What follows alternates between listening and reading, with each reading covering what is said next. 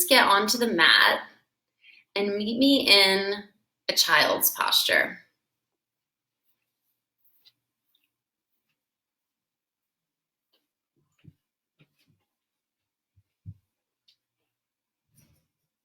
And then the breath that will engage pretty much for the duration of this whole class is, not only that 3-part breath of belly, ribs, chest, ribs, belly, sequentially expanding and contracting, but as well that tightening the back of your throat, which is the technique to engage the Ujjayi breath, which is the ocean sounding breath, the victoriously uprising breath. So you'll have that nice sound and vibration as an audible reminder all throughout your practice, just to really be in your body and to stay connected. And as well, you'll get that nice vagal nerve stimulation, which really helps signal to the nervous system to be calm, to be present, and yet also on the other side of that coin, this breath is very warming and activating, and it will really help you to evenly distribute your energy all throughout the practice. So Ujjayi pranayam, ocean sounding breath, to be able to hear and feel that nice reverberation and that heat of the breath with your head down on the mat. Inhale, expand, exhale, contract.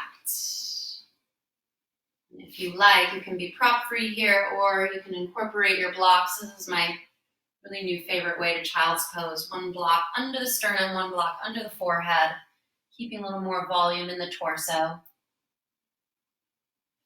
as the arms reach forward.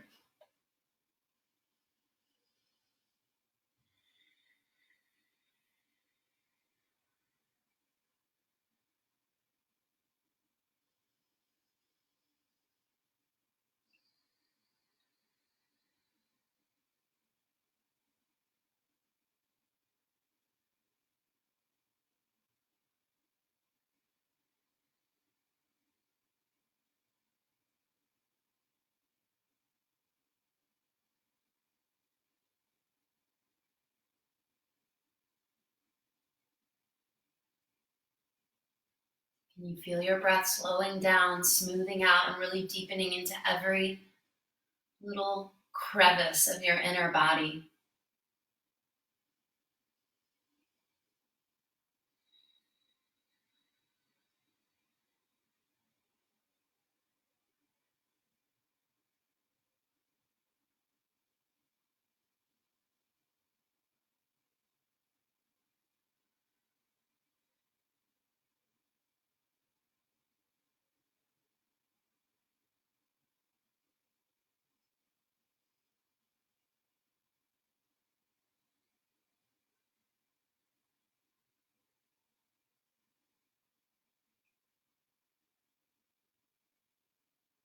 Just take a few more rounds to breathe from the center into the circumference, back into the center. It's a cycle that is on repeat for your whole practice.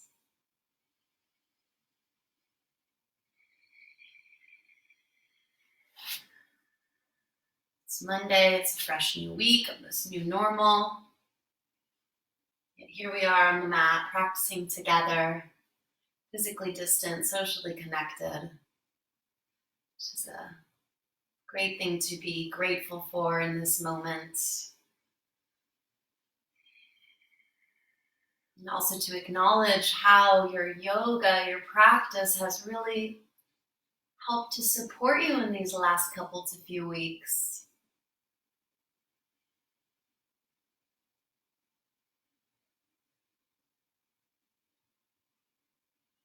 So just affirm that. Any intention you want to set for your own personal practice today, now is a good time to do so.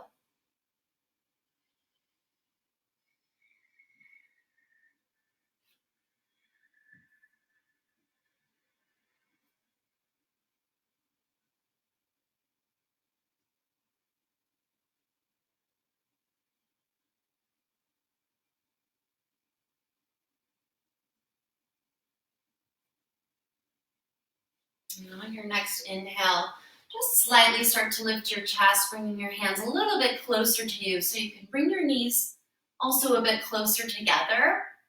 And then start to draw some half circles with your hips, going side to side. From the heels up and over to one side, and then down to the heels, over to the other side. So we're getting right into those hips. Right into some nice fluid, watery, circular movement.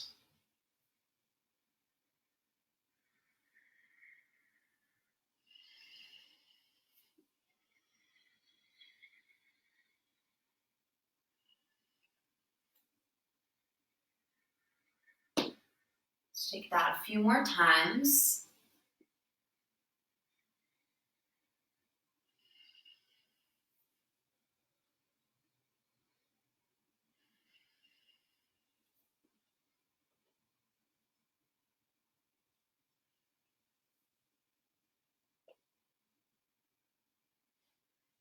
And then the next time that your hips go up and over to the right, you're going to shift your stance a little bit. So your right hand comes center toward the top of the mat, the center of the wrist, and right between the index and middle finger is pointed straight ahead with a nice spread through the fingers. Then take the outside of your right thigh and hip and draw it down onto the mat, and your legs will be stacked right back behind you. And then you're really allowing your side waist to receive the stretch here and your right shoulder to hike up toward the ear. And then you can even feel the stretch right there in the belly of your right deltoid, your upper arm and shoulder. This left hand can stay here supporting you. It can come on top of your stacked legs. It can come behind you like in a half bind. Maybe you even reach a hold of that right forearm or wrist. Or leave the top of your hand on your sacrum. So feeling this as a little bit more of a passive side stretch. Ground into your inner right wrist point and cross-reference that up to the base knuckle of your pinky and your fourth finger. And then your outer wrist point to the base of your thumb and index. And the center wrist point to the base of that middle finger. So you just know you have a good, even distribution of weight and energy all through that bottom hand. It's like a plug in a socket. You get the strongest current of energy and efficiency when you really plug down into all those points. So a few more deep breaths here, and feel free to find some movement in your head. Release the neck. Maybe even stretch the face like you're yawning. Do a little lion's breath. Inhale, pucker it up. Exhale, bug the eyes, stick out the tongue, and don't even worry about how silly you look. I'm not even worrying, like 5,000 people can see me doing the lion's breath. Oh well. It's all good because we all look silly doing it anyway. So we gotta find the fun in it. So let's do it one more time. Inhale. And Monday.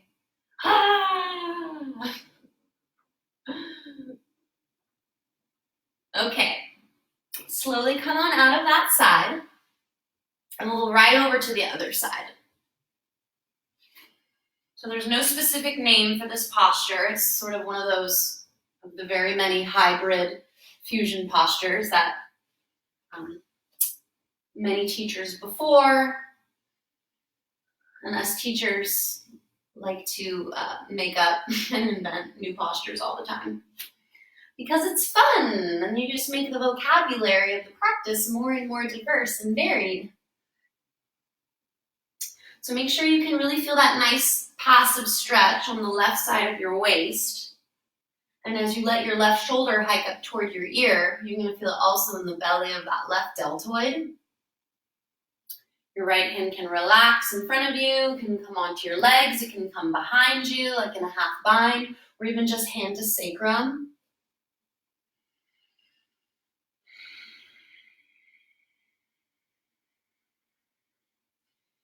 And breathe. Just opening up that fascia and connective tissue around the side body. You can play with some different angles in your skull, some rolls of the neck. Feel the connection of your inner thighs toward one another so you really know where your center line is.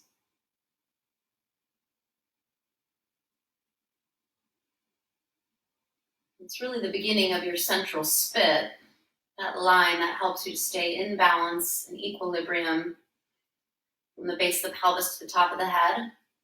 And you could even think of it as from the center inner arches of the feet all the way up to the top of the head. So make some yawning motions with your face. Do a couple lion's breaths. Roar it out in the privacy of your own home or whatever room you're in.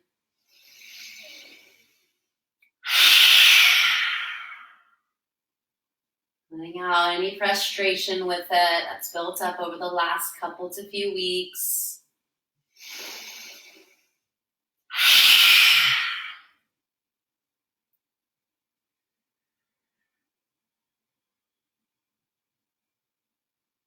Just know we're all in this process of graceful adaptation, the new normal. And it's a process. Takes some time. Okay, slowly come on out of that. Make your way to tabletop.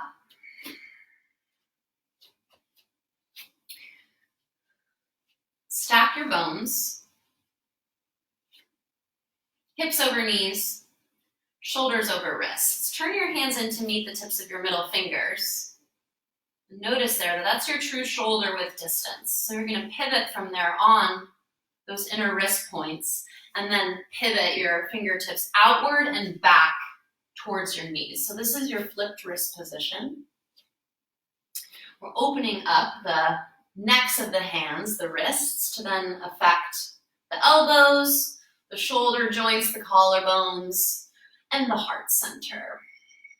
Inhale, round your back up, finding your cat pose. Exhale, arch it to find cow. And continue back and forth. Syncing with the breath.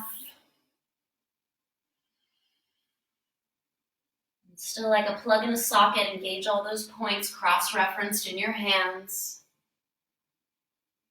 Inner outer wrist. Thumb, index, pinky, fourth finger, base knuckle.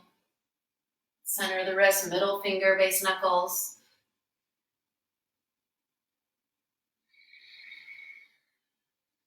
One more. Full pulse, cat-cow.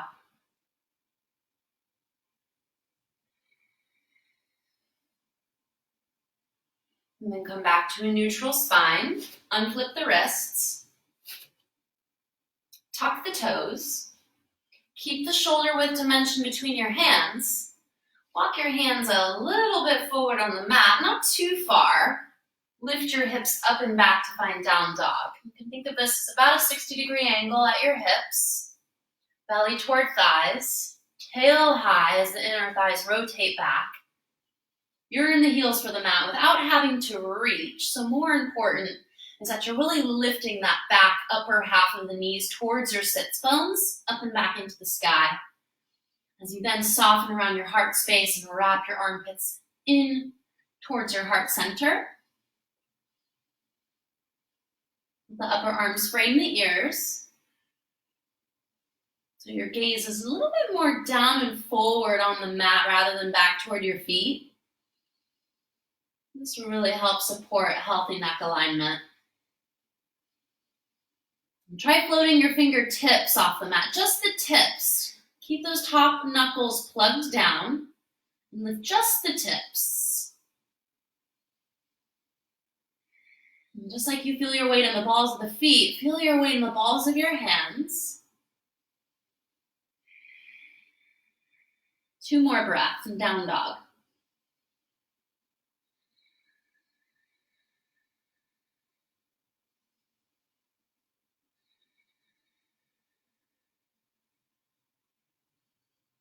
And then walk your feet forward. Coming into standing forward bend, measure out your hips width by taking 2 fists together at the center of the inner arches of the feet. And now you can really feel here the cross reference in the feet. Your big toe ball mounds to your outer heels, your pinky toe ball mounds to your inner heels, center of the heel, center of the ankle, to those middle toe base joints. Plug down like a plug in a socket. And if you have blocks here to utilize, you can definitely put them under your hands or take it to the mat and just rock your weight in your feet a bit back and forward. So the back, the heels are the past, the balls of the feet, the front is the future, and then the center of the arches symbolizes the present moment, your true center.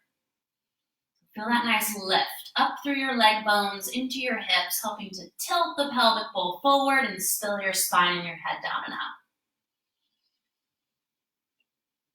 And shake your head a bit.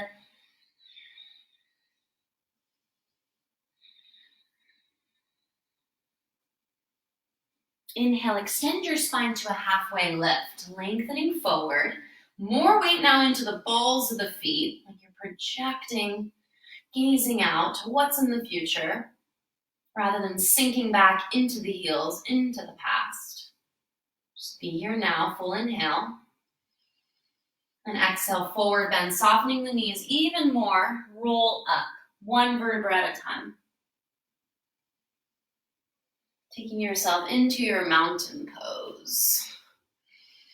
And then once you're there, just close your eyes. Take a few breaths to stand centered.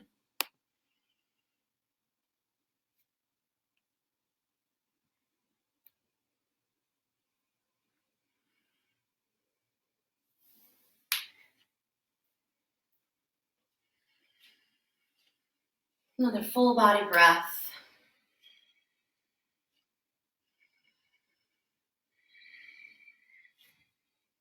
So here, if you imagine that your hips, your pelvis was on a clock face, you can even put your hands there on your hips to really feel it. Your pubic bone is forward to 12, your coccyx, which is your tailbone, is back at 6. Your right hip's at 3, your left hip is at 9 o'clock. So keep that pelvis on the clock face, and then send your right hand down and your left arm up and over. As you inhale, standing side bend. Keep the inner thighs rotated back. Rotate the right side of the chest upward.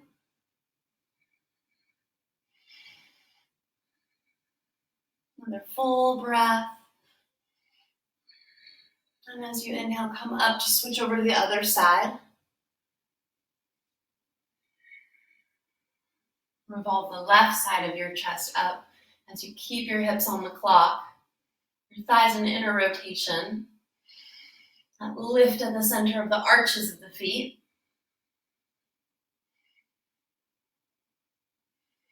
And even that lift that you feel at the base of your pelvis, you're similarly feeling through your lower core.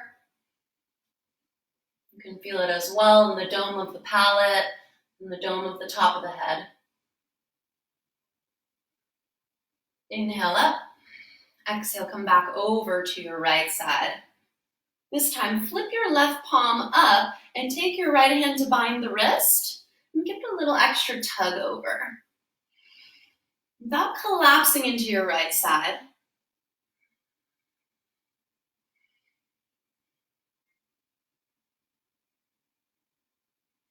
Inhale, rise. Exhale, other side. So you can stay with this first variation, or you can flip your right palm up, bind the wrist with the left hand, and then give it a little extra active pull, but without collapsing into your left side body. So we want to have Plenty of space for that left lung to breathe really well.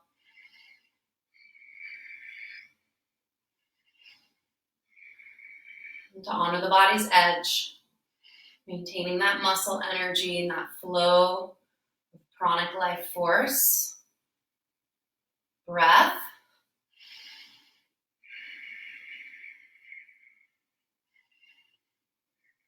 And inhale, come on up.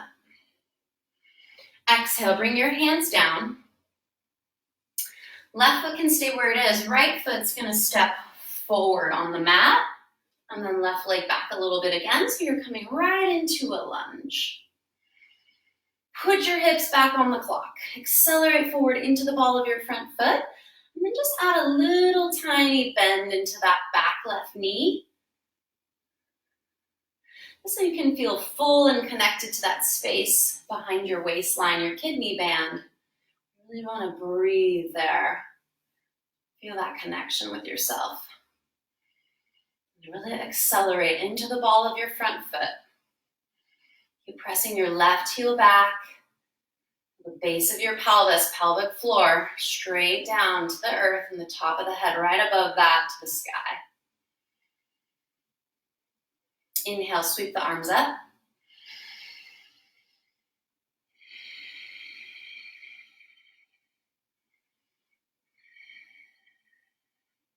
And stay here or add an extra challenge by floating the front heel up and off the mat.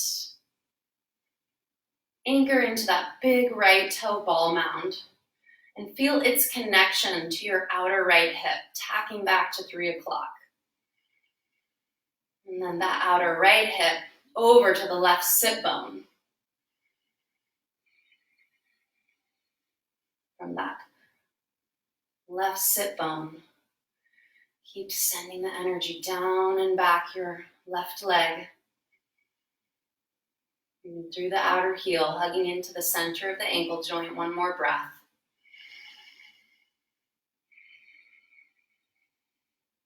Release the front heel, ground it down. Inhale, extend through your front leg. Exhale, bring your hands to your hips and start to tilt your pelvic bowl forward. Forward, forward, forward. Just come about halfway down to start and check in with your hips. Anchor into your big right toe ball mound a little more. So it's perfectly fine to keep some soft bend in that front knee as you come all the way down into the hinge from the hips for pyramid. Inhale, re-extend your spine to help open your heart. And exhale to bend forward. You can let your left heel draw slightly further down. Keep the hips on the clock. You can stay here, rest your head, or bring your hands forward, perhaps on the block.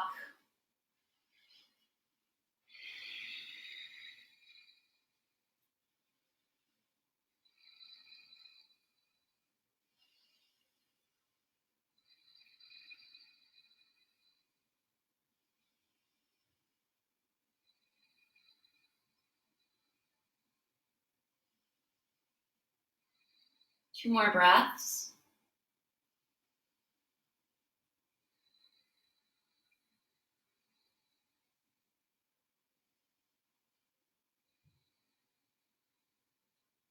Inhale, re-extend your spine. Bring your hands back under your shoulders. And then start to lunge, primarily just so you can lower your back knee down underneath your hip.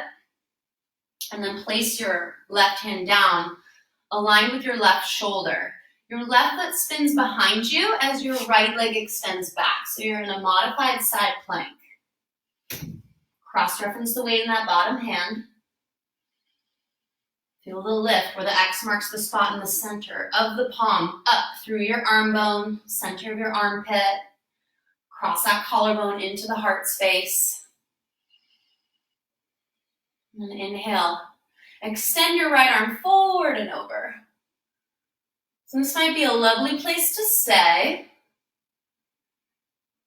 Other options, lift your right leg, bend the knee, reach back with your right hand and catch the ankle or the top of the foot. Now to target the quadricep, you're gonna really pull your right heel into your outer hip. So more flexion on the knee to get into the belly of the quad. And if you want to target a little more in the upper body, then kick your heel back in a way. So you're going more into a bow shape.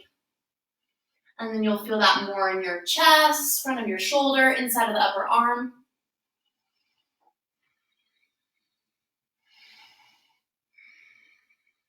Kick it back, open it up, maintain your flow of breath.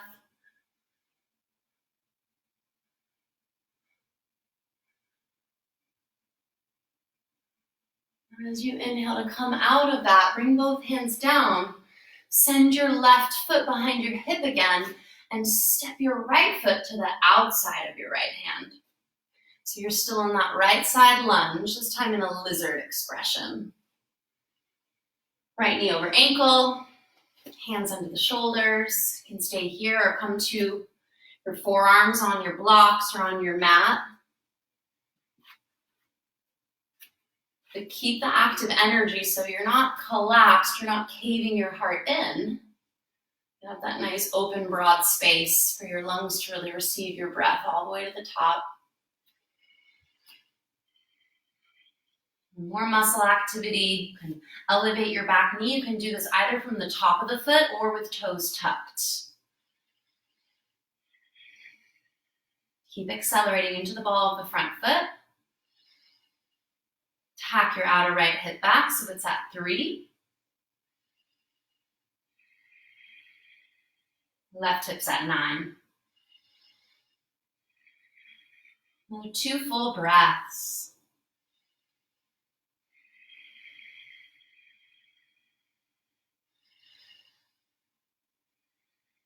And then gently come out. Make your way to your hands. Heel toe your right foot in between. And press back to a downward facing dog. Make sure it's measured properly. Shoulder width between the hands. Hips width between the feet, which you can measure by turning one foot in. Its length will give you your hips width.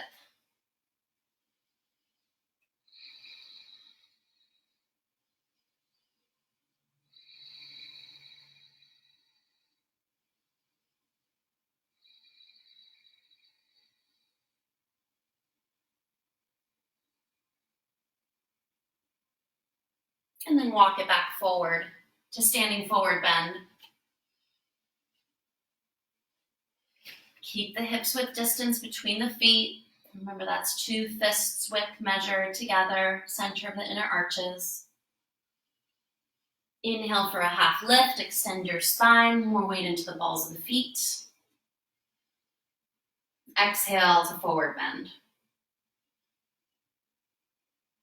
Inhale, reverse swan dive. Move yourself through half lift and reach the arms all the way up. Exhale, bring your hands down.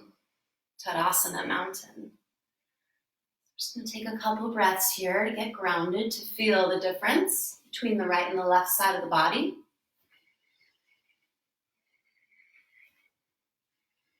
Peel off some layers perhaps if you're getting warm. Get some water anytime during the practice. You do whatever you gotta do. Take care of yourself.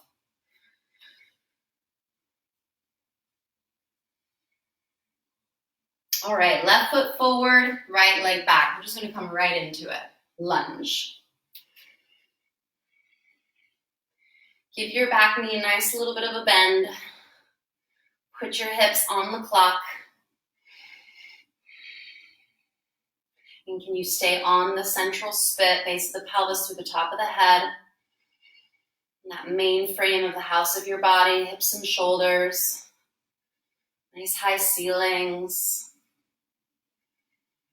Inhale, arms up. Reach to the sky. Wrap the armpits in toward heart center. Accelerate into the ball of your front foot as your back right heel presses back.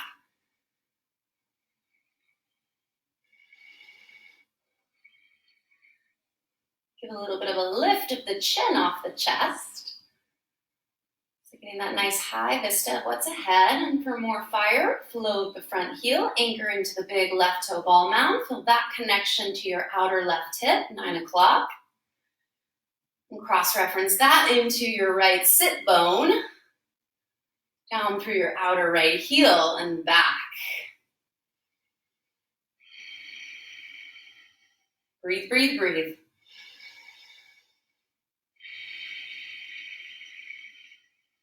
For another 2.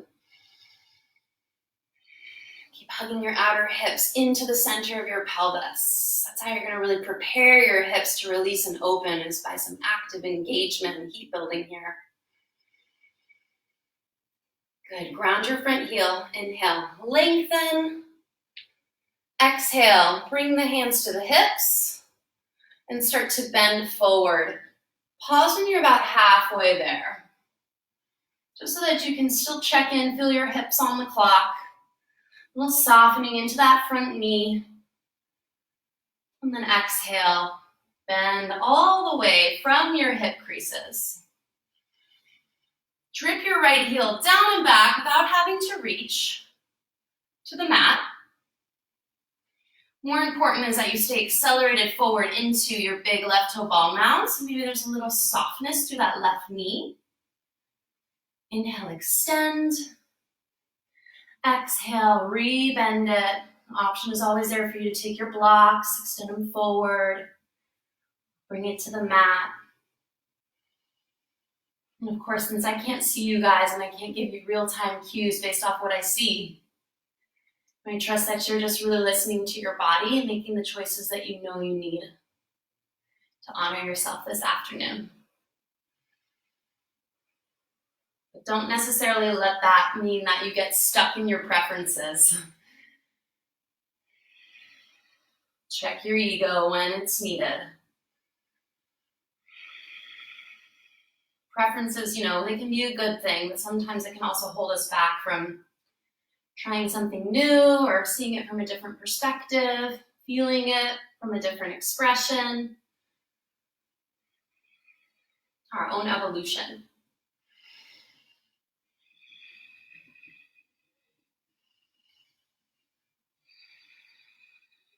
All right, a few more breaths into the belly of those left hamstrings, posterior hip.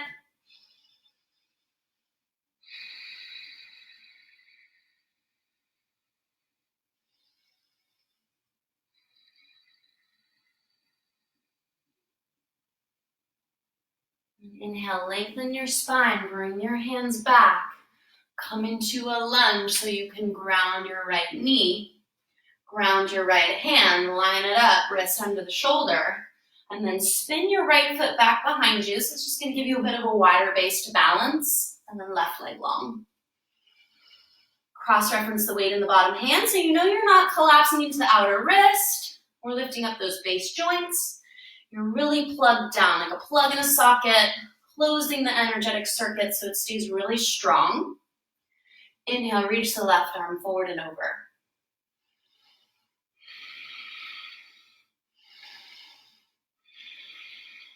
Lift your back leg if you're going for this variation. Bend the knee and reach with your left hand to catch a hold of the ankle or the top of the foot. You can focus on one of these or you can incorporate both. Heel to the outer hips and get more into the belly of the left quad. Or kick back takes you more into a bow. And then you can really open up your heart. Maintain the flow of breath to support it all from the inside out. Keep your head nice and even between your shoulders. So it's really common for the head to collapse down to the bottom side or even for the head to be jutting forward in space. Lay back. You've got yourself. Find that surrender. Find that equilibrium as you engage muscle energy and then you stretch organic. A few more.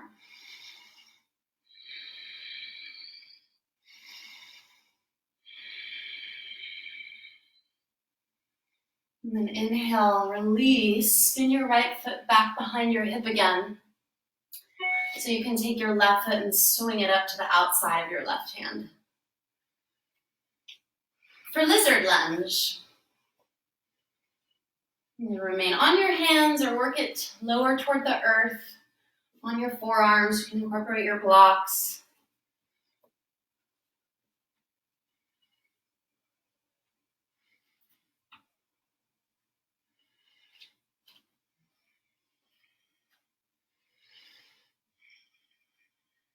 Staying open, staying receptive.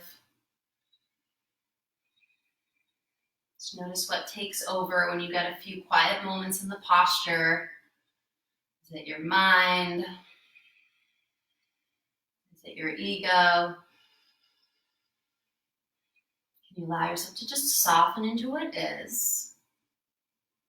And from that deep place of feeling and knowing, make the skilled choice for where you want to go. So maybe that means elevating your back knee off the mat, either pressing into the top of the foot and the toenails or toes tucked.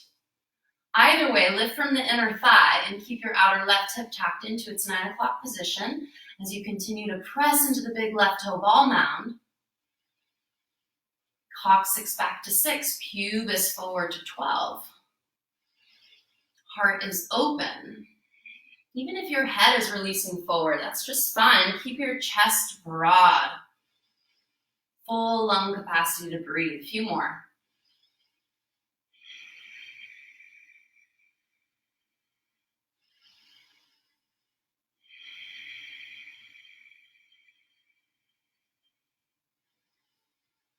And then gently release, come up to your hands. Toe heel your left foot in between.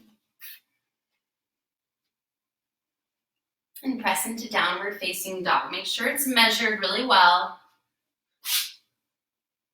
No wrinkles in the fronts of the ankles.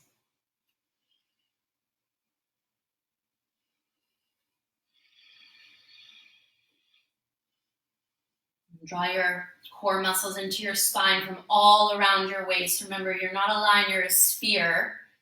And your 3-dimensionality really translates into that core engagement like a corset, just like wrapping in from all sides into the spine. And that will really help keep your hips and your ribs on the same central spit as well. 2 more breaths.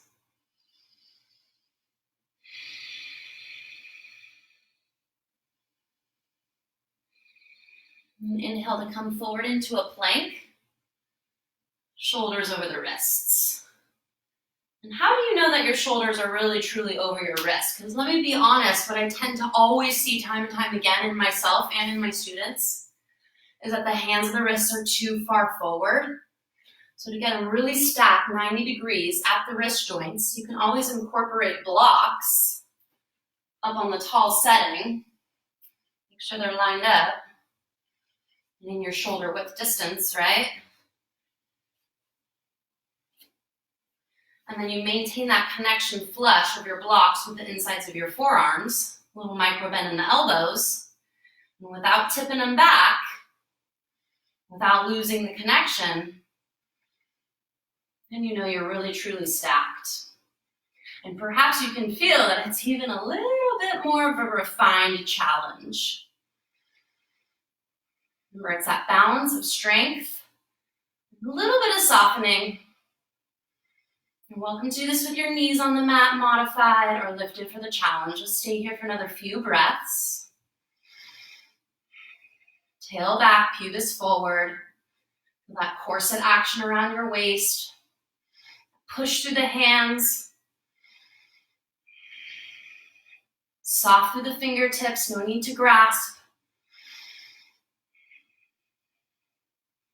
And then release the blocks out of the way if you're using them.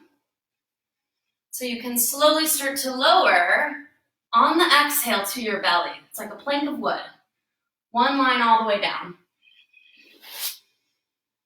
Take a breath as you stretch your toes back. Inner thighs up. Same cue, coccyx back to 6, pubic bone forward to 12. Inhale, lift your heart cobra. So now, unlike the plank of wood, You're really tapping into that watery fluid quality again, so a crescendo like a wave up at the top of the head. As the feet, the upper thighs, and the pelvis stay grounded, as well as the belly. Exhale, lower. Inhale, little baby cobra, so you can take your hands to your sacrum and interlace your fingers. And then even use your hands to help you motion your tail back to that 6 o'clock position. Keep a nice tone in your glutes without overdoing it. You want to maintain that inner rotation of the thighs. Inhale, stretch your arms back and lift your heart. Cobra, so the feet are still grounded. Feel your belly breathing into the mat. Quads stay active to help your leg extension. 2 more breaths. And exhale, release. Switch the grip on the hands. And for this set, you'll first lift into Cobra as you inhale. And then extend your legs up and back. So full locust pose, Shalabhasana. Use your strength to elongate from the core to the periphery as you lift. And then keep breathing from the center into the circumference. A few more cycles. Take that tension out of your neck, your jaw, your face. Gazing just past the tip of the nose. One more big breath in. And exhale to lower. Take a little pause here. Neutralizing. And bring your hands to the sides of your rib cage so you can press mindfully back to a child's pose. So just do a quick counter stretch.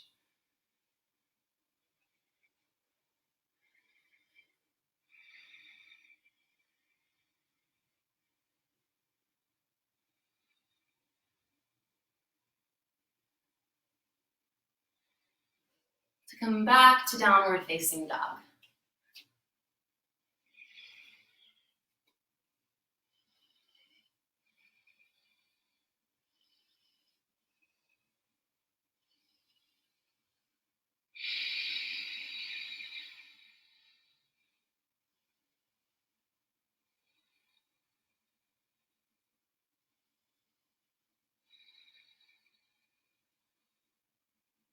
And then walk it forward, back to standing forward bend.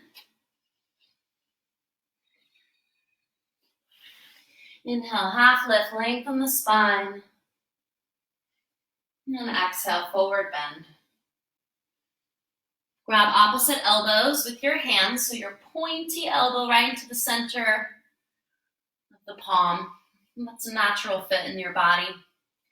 And your arms are like a window frame for your head, so let it release as you pull your elbows down with gravity. Feel more weight transferring into the balls of the feet. You're still grounded in your heels, but you're not sinking or dumping your weight there. Use your strength to accelerate a bit forward. And then your hips will really be lined up over your heels. And you'll have that nice origami fold at your hip joints, rather than rounding from your lower and your mid back, which really stresses your SI joint, your hamstring insertions, your hamstring muscles in general.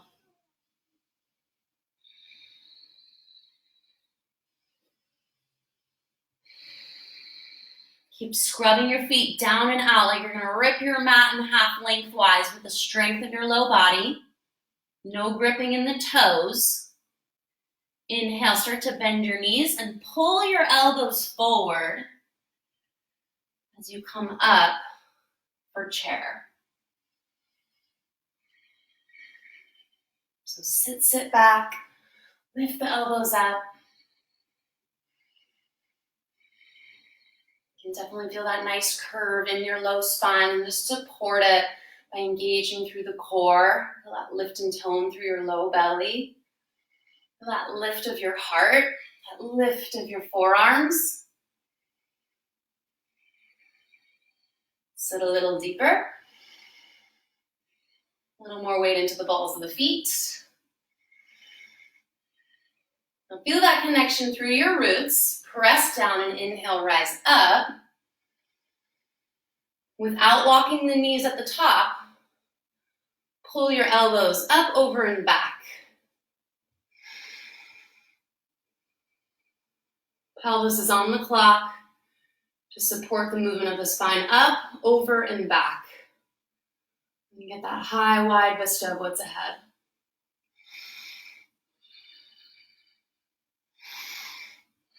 For another 2.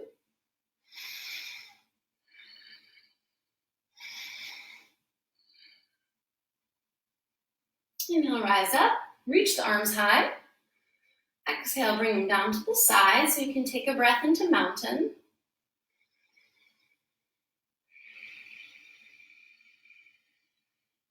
Inhale, reach the arms up. Catch a hold again of opposite elbows, this time with your other forearm in front. So it should feel a little bit more funny or awkward on the side you're not so accustomed to. Pull up with the inhale and then start to sit with the exhale and continue that pull up. So you can really feel the opposing energies and actions of your elbows lifting, your sits bones drawing down and back. A little more weight into the balls of the feet. Maybe you float your heels. Get a little more challenge and fire.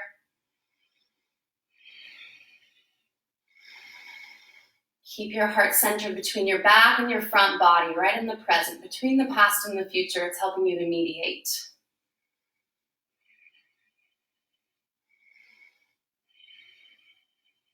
For another 2. Keep the steady gaze and fluid breath. And then ground your heels so you can press up again and backward bend. So it's like you're really going over a barrel underneath your low spine.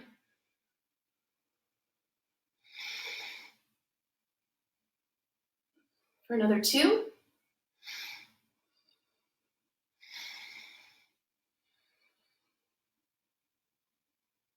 And then inhale, reach the arms up. To exhale, relax into your sides. Palms open, Tadasana. Close your eyes and take a few breaths. I'm just checking on our time.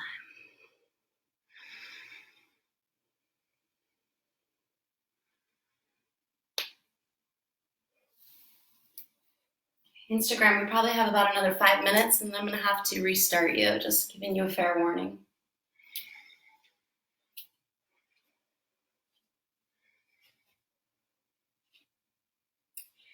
Turn your body to a side. Have your blocks available. Wide stance, parallel feet. Heels, toes lined up, thighs in internal rotation. So we'll just start by pivoting the right toes forward. Left foot stays as is at about 90 degrees. You have heel to heel alignment. Inhale, reach the arms out to a T and exhale, lunge into your right knee. Warrior 2.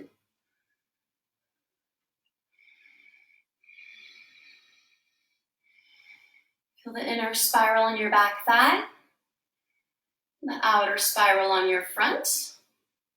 Stay rooted into the big right toe ball mound so your knee is aligned with your ankle. Aligning right. And that space between your second and your third toe. So you don't have to go too wide. And you also don't want to collapse inward. Just find the center. So using all your geometric shapes to help support that, finding center. So 90-degree bend at the knee, the ankle. Nice straight line through the spine, all the way up. Centered between the right and the left, the solar and the lunar side.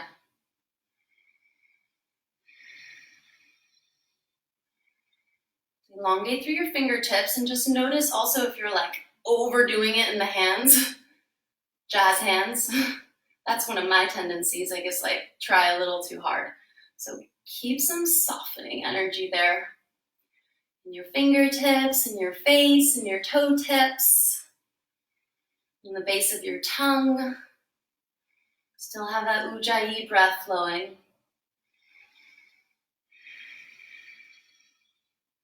Inhale, reverse Trikonasana. Extend your front leg as you reach back. And from your right hip up to your left shoulder, and your left hip up to your right shoulder, cross-reference, find the central spit where the X marks the spot in the center, and stay on it as you reach back. Keeping it in triangle or coming into a warrior lunge as you're in your reverse. 2 more breaths. Option to float the front heel. That's always a good way to kind of really accelerate your posture, kick it into drive. Inhale, rise up. Lunge. Take a breath. And then release. Pivot your right foot in and your left toes back. Check in with the sacred geometric aspects of the posture. They're going to help keep you in the archetype, out of your tendencies and your habits, even your preferences. And of course, we all have our preferences because we all have a unique body shape that we have to accustom each posture to. But we don't have to go too far. We can really use the archetype of the posture to keep us accountable.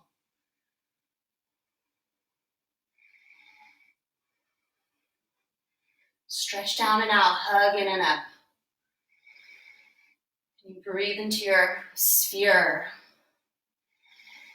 Feel the backs of the ribs lifting as you inhale. The kidneys filling up. A deeper connection to the root and the core of the body on the exhale. Softening any hyper-locked joints.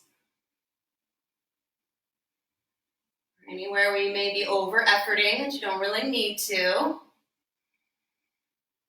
That can often manifest just as subconscious hypertension, like in the hands or in the face. Inhale, reverse Trikonasana. Stay in your center.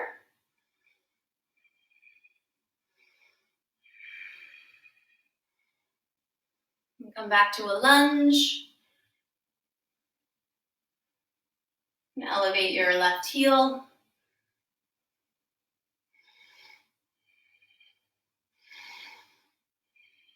Two more full breaths.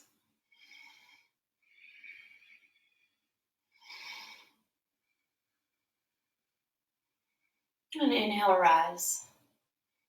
Extend that left leg and bring your feet parallel. Take your hands to your hips. Inhale, find some length and lift. And then exhale, bend forward from your hip joints. So you're not sinking back into your butt and your heels. You're keeping your roots and then accelerating forward in space as you come down. And then from there, your hands can find your blocks, your mat, even your outer legs or ankles. Keep the open heart. Do not excessively round in your mid-upper back. Standing wide-legged forward bend. We're just going to be here for a little bit.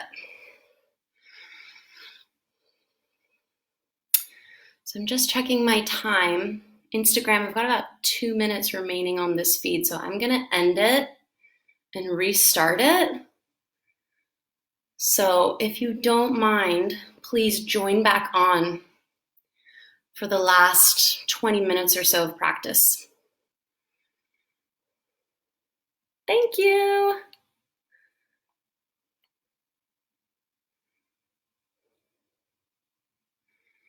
And Facebook, you're doing good. Still in that wide-legged forward bend. We're going to start approaching those inversions.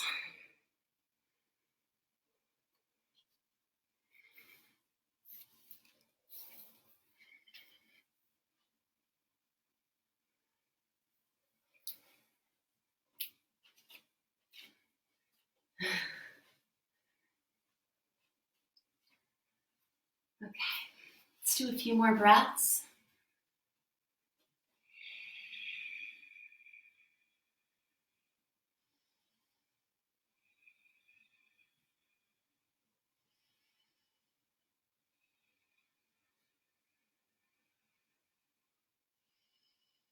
So admittedly, you're already in an inversion here. You have your head below your heart, you're upside down, getting that nice flow of blood to the heart, the brain, nice calming effect for the nervous system, a flip of the perspective. So you could totally stay right here. You could even come into standing forward bend or downward dog or child's pose, anything really where your head's below your heart. Great place to be. Otherwise, I'm going to cue you guys into inversion. Thanks for the suggestion, Marissa. I think that'll be a perfect way actually to kind of close our practice down, and then we'll do a little bit of hip stretch, final twist, and that'll be it. So first, a couple things to measure out for headstand. First of all, when you reach like this overhead, is there enough space from your shoulders up to your forearms for you to have a nice long neck? Because this will tell you kind of right from the get-go if headstand's a good posture for you, because we don't ever want to be in headstand actually like compressing and collapsing and dumping weight into the head and the neck. We really want to use the strength of the whole body to actually stay really lifted and to actually, like, if this were the floor and this is my head, rather than like dumping, I want to really engage to lift. So make sure you can clear that space like this. And then also to really know where the true crown of the head is, because a lot of times we tend to be a little bit too far forward on the head, and then it sort of jacks up the neck alignment. It keeps you from being on that central spit. So take the base of your wrist, line it up with your brow, and then measure out, where does the tip of your middle finger land? From that place of the heel of the hand at the brow line, tip of the middle finger. That's your true crown of the head. And that's really where you want to feel initially the weight plugging down into the earth as you go upside down. So remember, this is totally optional. You don't have to do this. You can rock a bridge pose with the block underneath the pelvis and send your legs up that way, or you can send your legs up the wall, lying on your back. Just want to make sure you know that this posture is tricky. It takes a lot of skill, and you really only want to do it if you know you can do it well. Okay, and of course it does take kicking up, falling out. You know, it's a process really to find this inversion. So be compassionate and patient and graceful with yourself as you do it. So if you want to be facing toward a wall when you kick up, you can do that right from the beginning. You'll have that extra bit of support. So I'm going to teach the version with the forearms down. I just think it's a little bit easier.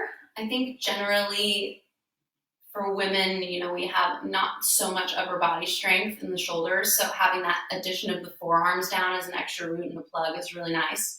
But if you prefer to do a tripod style, you could also do that on your hands with your elbows over your wrists. So this point comes right down onto the mat. I'm gonna try to give you the best view of this.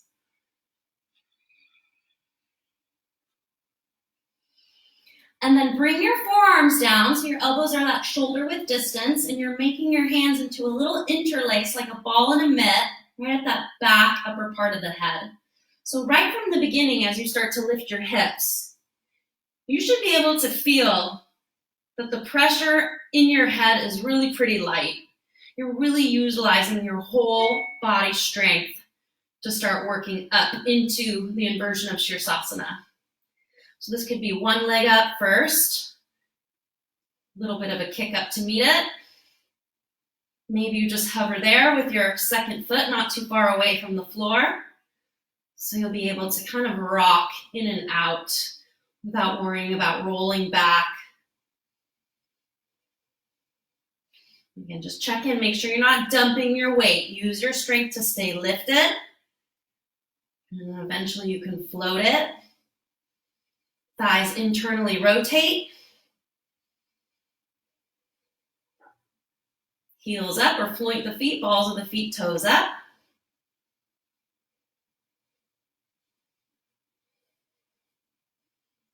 Ground into your forearms, into your outer wrist points. Light pressure on the crown of the head.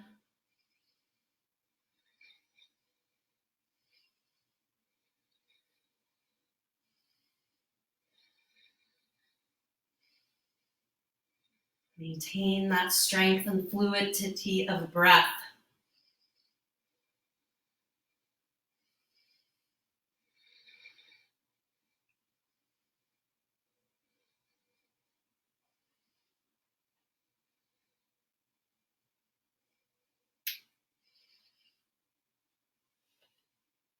So you're welcome to take another few breaths if you like here in headstand, Shirsasana.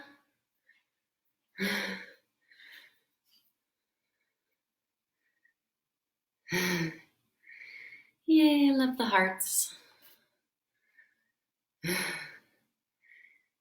That was for you, Marissa. Hope you're having fun. So anytime when you feel like, you're in a mood, you're in a funk, getting upside down is so empowering, just to remind you that, you're really in charge and you are at the center of your own personal responsibility for the mood that you carry throughout the day, moment to moment. So flipping the perspective, empowering yourself to be strong and hold the center line as you get upside down. It's just a really great way to change the whole energy body and thus affect the mind and all the other layers of the being.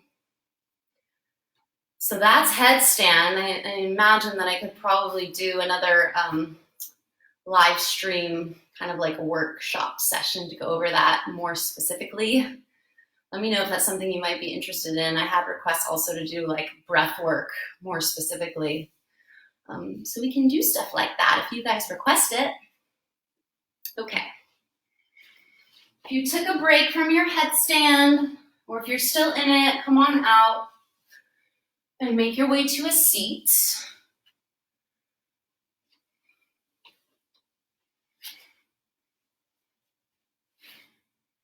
And then from your seat, lie onto your back.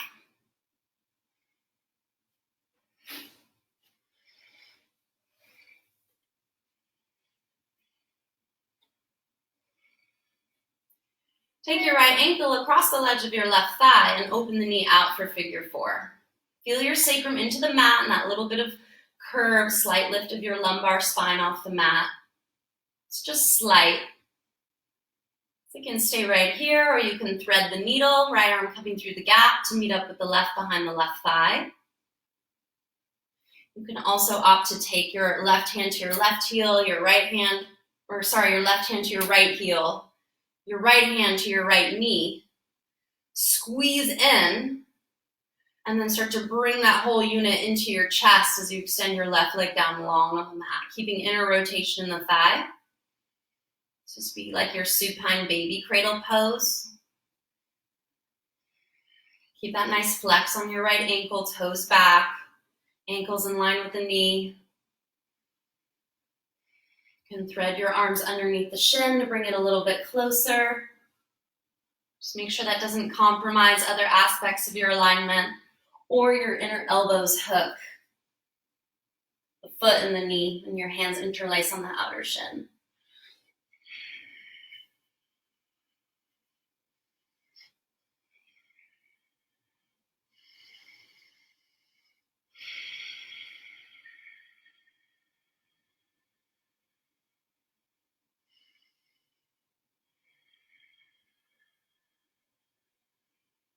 Rock your baby a little bit, or rock your figure four, the thread the needle.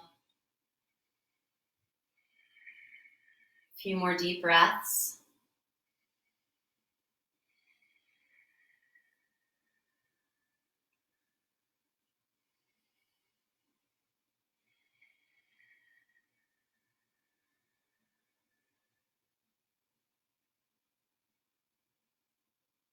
And then once you release that, bring the right knee into your chest parallel. Put your left foot flat on the mat so you can scoot your hips a little bit over to the right. And then re-extend the left leg long down the center and use your left hand to carry your right knee over into a supine twist. Extend your right arm out, ground into the shoulder.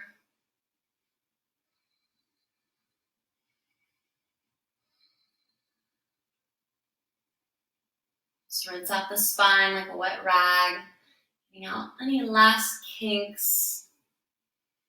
Sending your breath into any last little spaces, little inner crevices that haven't quite fully received that pranic energy.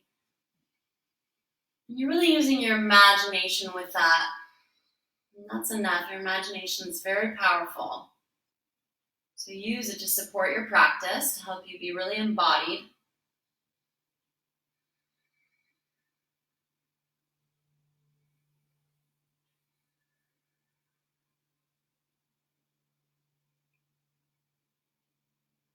And inhale back to center.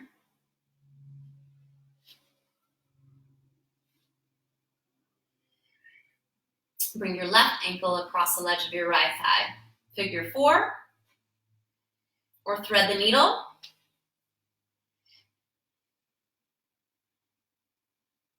Or supine baby cradle. Start with your hands on either end, pressing into the heel and the knee.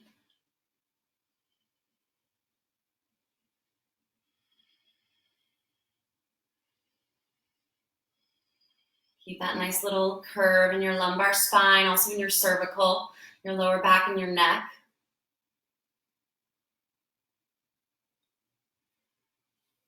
You take deeper expressions as they serve you today. Just make sure that your breath really has that free, full expression.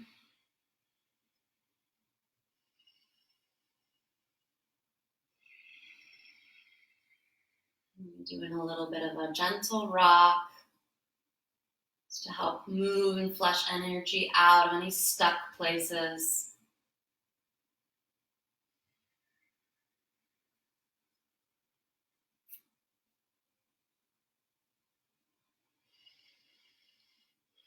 A few more breaths.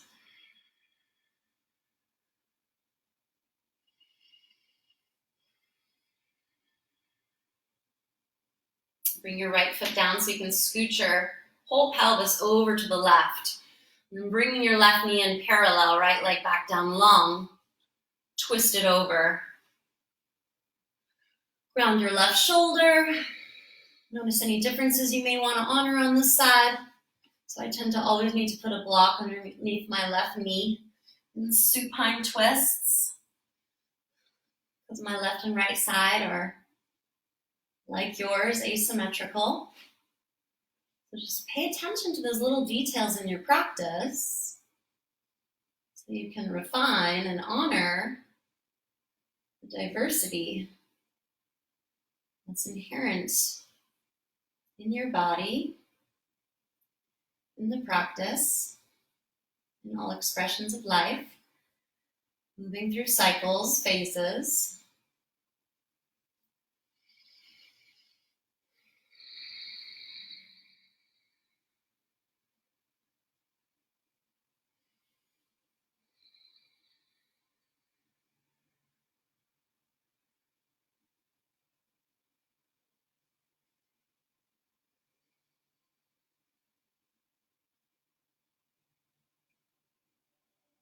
And with your inhale, come back to center.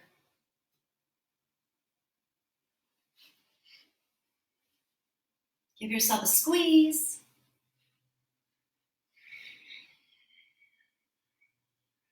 Any last thing that you need, it's on you.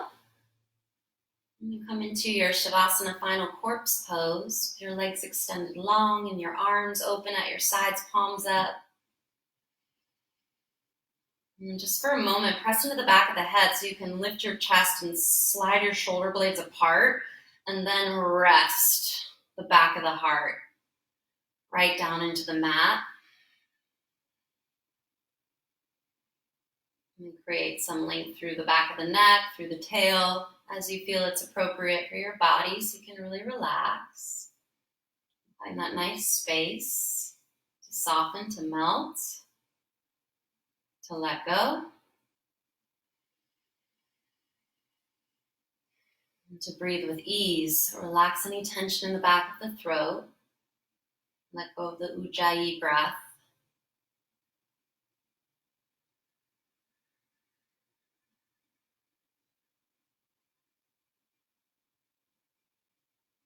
Let go of every muscle. Feel the heaviness of every bone. And yet feel the lightness of your energy body.